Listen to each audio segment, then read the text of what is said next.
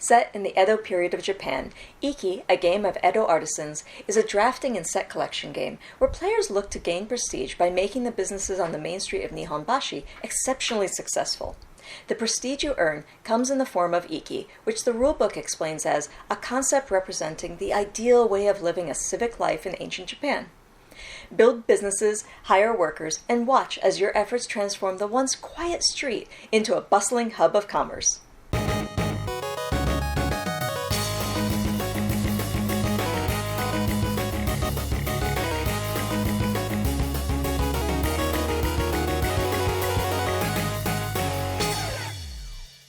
So, how do we contribute to the success of Nihonbashi? Well, we need to hire workers to sell goods and services in the shops over the course of 1 year. Over 13 turns, players will vie for open stalls in the shops and perhaps even build permanent structures that will contribute to the overall success of the street and earn them plenty of Iki besides. Each round of Iki has 2 phases.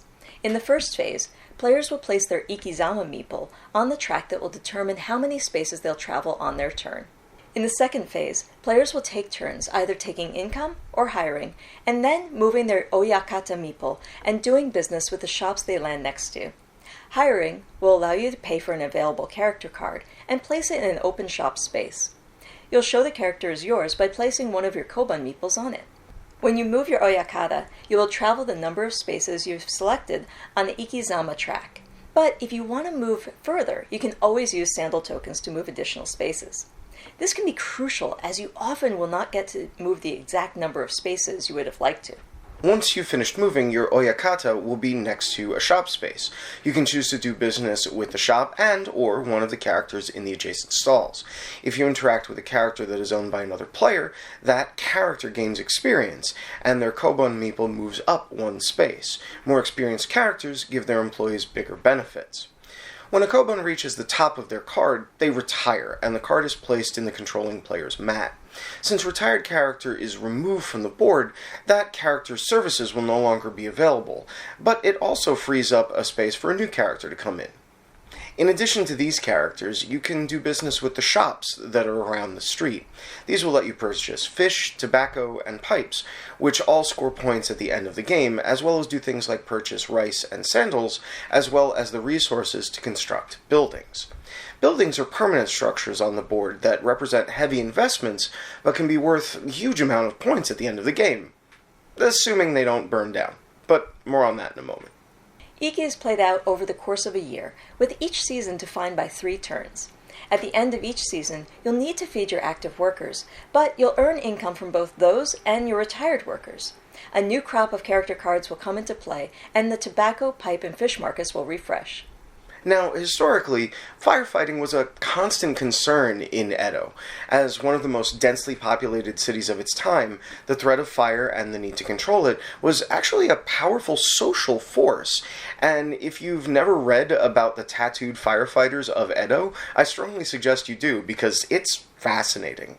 This piece of historical significance is represented in Iki in the form of the firefighting track. 3 times per game, a fire will break out in a randomly chosen section of the game board. Unchecked, these fires will destroy the stalls that players have built there. By increasing their firefighting strength, players can fend off the flames and stop their property from being destroyed. The firefighting track also serves to determine turn order and even breaks ties at the end of the game. So you'll want to do what you can to climb up that track even as you build up your businesses and your buildings. And that's one of the defining parts of the Iki experience.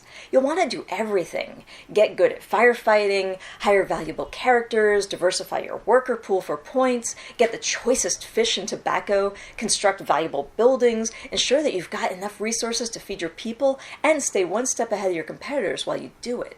But you'll absolutely never get a chance to do it all, and picking where to throw your focus and making the best out of the limited turns and movement options is the beating heart of the strategy here, and you'll constantly be calculating the best move with your limited options. Take, for example, the decision to engage a character my opponent employs. If I do that, they will gain a level of experience and will reward their employer with more valuable income during that phase each season.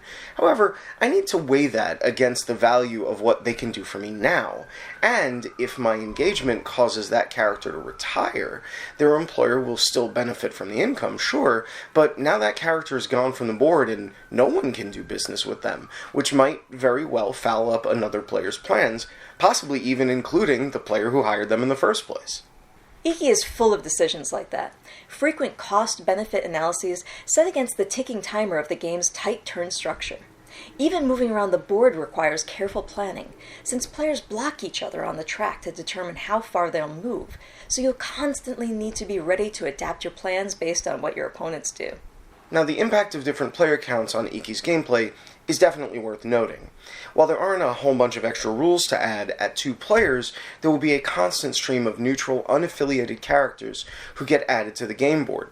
This, paired with the reduction of the number of stalls and the fact that every round a random movement option gets blocked off, simulates some of the effect of having more players, but the 2-player game definitely has a different feel. At 3 or 4, there will be more strategy around placing your characters around the board and spreading out how often you do business with other players' stalls. But at 2, the need to assess benefit versus cost is even higher because you're only ever helping the same player by patronizing their establishments. From an aesthetic perspective, IKI is a gorgeous game. The character art is fantastic and colorful, and the decision to orient the board so that the characters face inward has the effect of making it feel like you're really peering down into a busy street, watching the comings and goings of peddlers and their customers. And so that's IKI, a game of Edo Artisans. What do you think? I liked it. I do have to say, though, the tightness of the game did occasionally leave me feeling a little disappointed because I couldn't do everything I wanted to do. Yeah, I feel exactly the same way. In some ways, I like the game because of that tightness. You know, at the end of the day, you only have 13 actions. Yeah. But in some ways, I like the game despite that quality because just like you, I want to do everything. I want to hire all these unique workers, and I want to go to all these different stalls, and I want to get fish every season, and I want to get all the tobacco, and you're pulled in so many directions, and you have 13 actions, and that's it. And it only gets tighter with more players. Like, I really enjoyed this at 2, I think. It's a really interesting game at 2, because everything on the board either benefits you or it benefits me, right? In a higher player count, you get more churn with the retirement mechanism. I think the retirement thing is actually really interesting because on the one hand you want your artisans to retire so that you can get their highest tier benefit, but you're then also losing out on what they can do on the board, which if it's useful to you, you want to kind of hit it over and over again. And if you're speeding along the track trying to get, around and around so you can get people retired, it means you're skipping out on opportunities to get resources or to pick up pipes and tobacco or fish. Yeah, movement is such a strategic part of the game too, because you need to pick how far you're going to move before you see what anybody ahead of you is going to do. Yep. And sometimes that plan you had just vanishes and you have to adapt on the fly. Which is one of the things that makes that firefighting track really valuable. Because going first is really, really critical. On the other hand, the time you spend getting good at firefighting means you're not doing the other things. Yeah. And having the firefighting effect when you're even allowed to choose how many spaces you're going to go.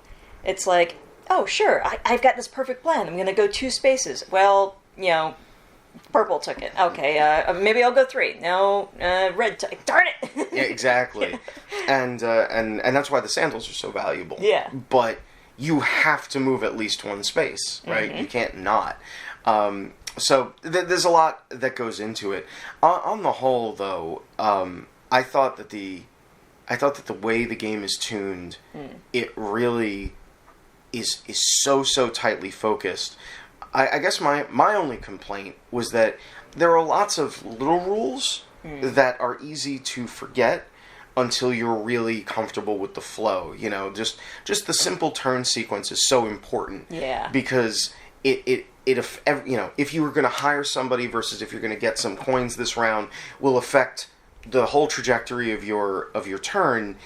But if you kind of like rush ahead and get excited about moving and don't think about that until afterwards, something's missing and something's out. So play the game right is what I'm saying, or else it'll have negative consequences. I mean, that's most games. Almost all of them. So what's your overall feel? I overall, as you're going to say in the wrap-up any second now, I really, really like this. I think that it is a two-player game that offers a very specific kind of experience, very strategic, very brain-burny, and then once you add a few more players into the mix, there's a little less ability to plan, but more variety in approach that you can then engage on a per turn basis. What about you? What's your overall? I think it's just so well done. Like, yeah, sure, I had my disappointed moments, but the whole puzzle of like, oh, how do I get where I want to go? Who should I retire? Which characters should I visit or hire? It's like, it was really satisfying when it went right for me. Yeah, and when you meet all of those different endgame scoring conditions, you can be like, I got this many fish, and I got this kind of tobacco, and I got this pipe, and I got this variety of workers, and whatever. Yeah, it's easy to feel good about that big pile of points at the end. So why don't you say all of that again? Okay. IKI, a game of Edo Artisans, is a beautiful, tight game with fantastic production and lots of brain-burning strategy. You won't get to do everything the game offers, but the variety of strategies and the ever-changing boardscape keeps gameplay engaging and fun. On the whole, we highly recommend IKI and had a fantastic time with it, and we definitely suggest you check it out too. Thanks for watching, and we'll see you next game. Hey, Meeple and I thank you for watching.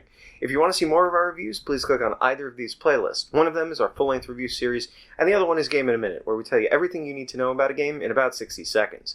If you'd like to subscribe, please click the G and ring the bell so that you get a notification every time we publish. And if you like what we do and want to support us, please check out links to our Patreon below. We'll see you next game.